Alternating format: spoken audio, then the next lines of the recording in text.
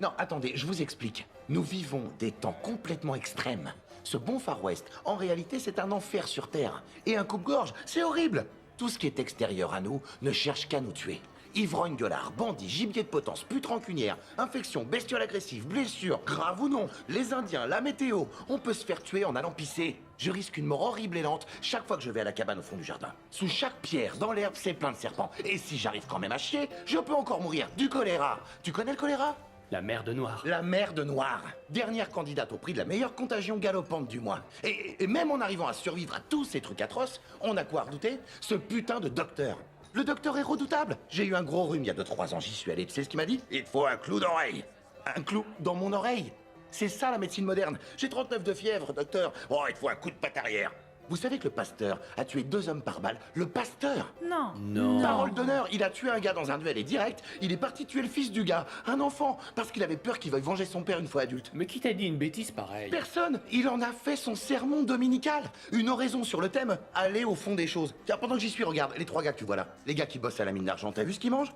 Des côtes d'agneau au piment. Que des trucs épicés à mort, à chaque repas de la journée. Et pourquoi? Parce que leur palais ressemble tellement à du carton, à force de respirer des gaz à longueur de journée dans les mines, qu'il n'y a plus que ça qui a du goût. Vous savez ce que ça donne, ce genre de cuisine? Constipation, crampes, dyspepsie, le foie et les reins en vrac, hémorroïdes, ballonnement, inflammation. Résultat, ils crèvent de leur paix asphyxiant.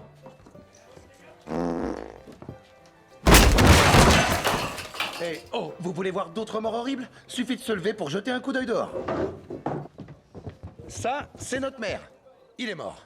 Et ça fait 3 jours qu'il a pas bougé d'ici, que personne n'a fait quoi que ce soit, que ce pauvre homme, personne ne sait qui l'a tué. Personne n'a même levé le petit doigt pour le remplacer. 72 heures que l'autorité suprême de notre ville de vieille souche n'est plus qu'une charogne. Oh, la cerise sur le gâteau, des loups qui chapartent sa dépouille mortelle. N'en jetez plus, la coupe est pleine. Reposez en paix, monsieur le maire. Bon passage à l'état de déjection canine, bye. Oui, mes amis, c'est ça, ce qu'on appelle le Far West. La dernière des fausses aisances du désespoir humain. Je t'y foutrai le feu. Il va la foutre en veilleuse. Toi, à la ferme.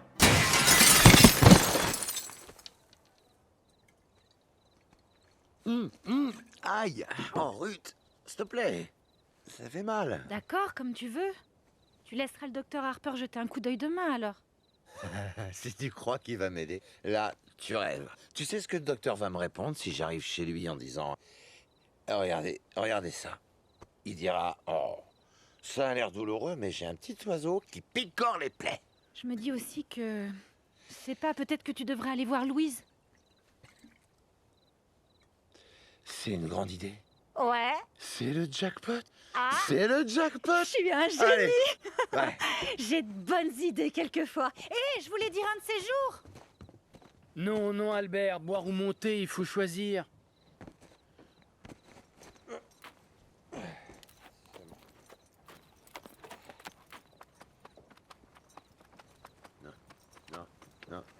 Non.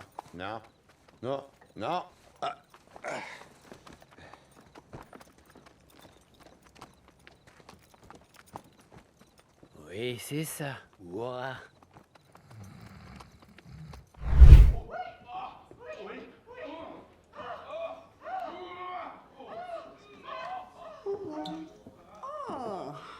Édouard, Bonjour, Milly. tu attends Ruth? Oui, j'ai quitté tôt aujourd'hui, alors je vais l'inviter à pique-niquer. Pour ce qui est de niquer, je crois que c'est bientôt terminé. Balance-moi ton sale foutre de vieux cow-boy dans la gueule! Tu me trouves élégant? Oui, très élégant. Chouette. Au fait, j'aurais une petite question à te poser. Quelle question?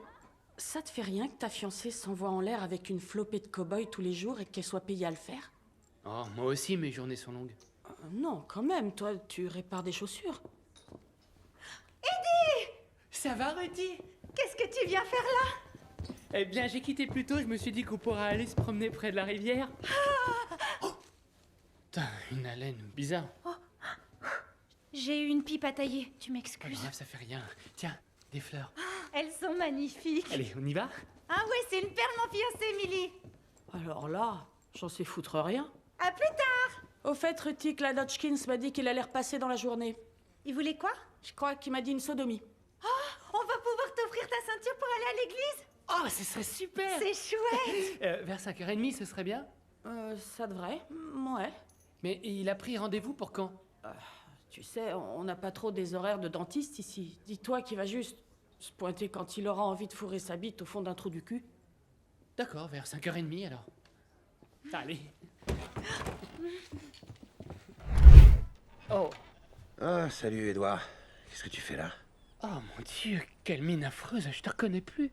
Oh, waouh, t'as une de ces façons de me redonner confiance, c'est très gentil, merci. Bah, honnêtement, je m'inquiète pour toi. Ça fait 8-10 jours que t'es pas allé en ville et j'ai l'impression que tu restes enfermé chez toi. Non, il m'arrive de sortir. Je sors quelquefois. Encore mardi dernier, je suis passé chez Charlie Blanche. Vu que je lui devais un petit peu d'argent et qu'il m'aurait foutu une balle en pleine face sinon. C'est une sortie, ça, je sors. C'est pas vraiment ce dont je voulais parler. Ok, le truc en réalité, c'est que je veux consacrer du temps à mes parents, d'accord? Je vais plus les avoir très longtemps maintenant. Je voudrais pouvoir leur apporter toute la tendresse et l'affection que j'ai reçue quand j'étais petit. Vous vous souvenez? Oh, pas encore ces flatulences acides? De quoi je me mêle, bâtard? Oh, oh là là, je l'aime tellement. Albert, je sais que tu vis assez mal ta séparation et je te comprends, mais il faut te ressaisir. Enfin, tu n'as pas tendu tes moutons depuis des semaines. Écoute, tu sais pas ce que c'est, ok? Sauf ton respect, tu peux pas savoir ce que c'est. Toi, tu rentres chez toi tous les soirs, tu retrouves ta fiancée qui t'aime et tout, vous faites l'amour et... Non, on n'a jamais fait ce que tu dis. Comment ça? Tu n'as aucune relation sexuelle avec Ruth? Non.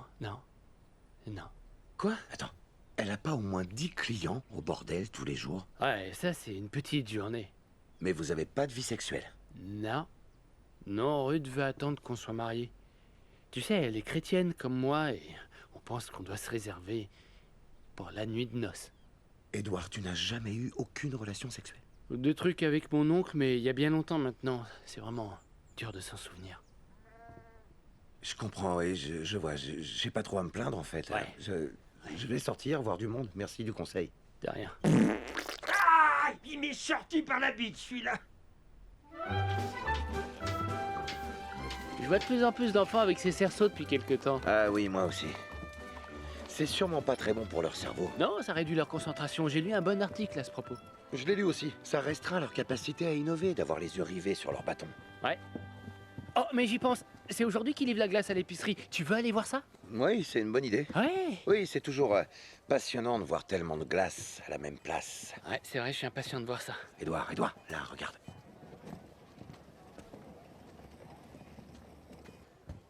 Oh, la garce.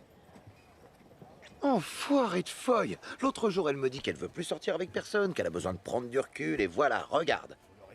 Oh, bordel, enfoirée de feuille, enfoirée de moustachier. Regarde ça, voilà qu'il l'embrasse. Enfoirée de feuille. Avec la langue. Il te faudrait peut-être une moustache. Non, je gagne pas assez. Entre les crèmes, les cires, les lotions, j'ai pas les moyens. Enfoirée de feuille. Eh, Albert, passons faire un tour à l'église. Ça va te remonter le moral. Ah, c'est pas le pasteur qui Oh, arrive. regarde, il livre la glace. Pourquoi ils prennent un morceau si gros? Pour que ça fonde pas trop.